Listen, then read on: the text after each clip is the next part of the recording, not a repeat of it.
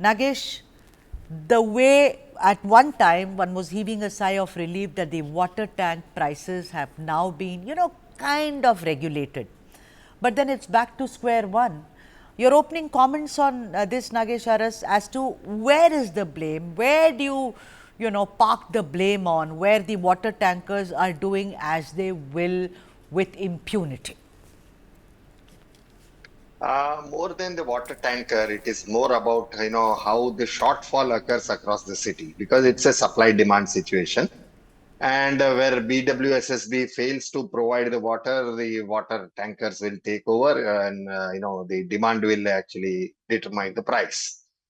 So it is more about the regulation of how BWSSB is able to distribute its water, including its own tankers actually. So if it is not able to provide, the required water across the city, this is bound to happen.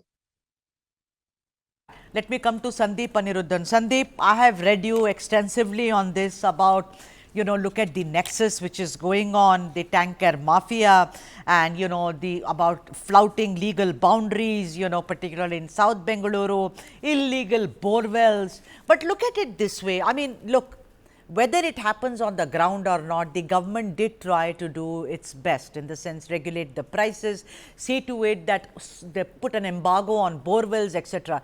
But the problems persist. Sandeep, much like pothole, is this also a problem where we have to go back to the storyboard, as it were? No, you're right. Every single problem for which the government prescribes a solution never gets solved. The potholes remain. Potholes are never solved. The embargo, basically the restriction the government announced on tanker pricing last year was a complete failure because nobody was willing to come at the prices that the government prescribed. So people had to go back to tankers who were charging much higher or not have water. More importantly, the Karnataka government keeps launching these schemes.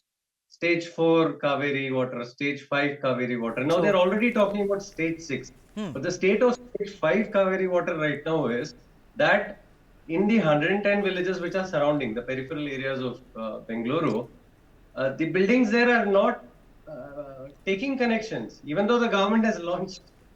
People are not willing to take connections because they say it's too expensive.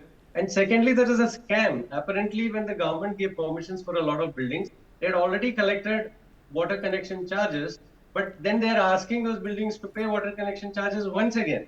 So either the builders have pocketed that money or the officials have pocketed that money. God knows where it's gone.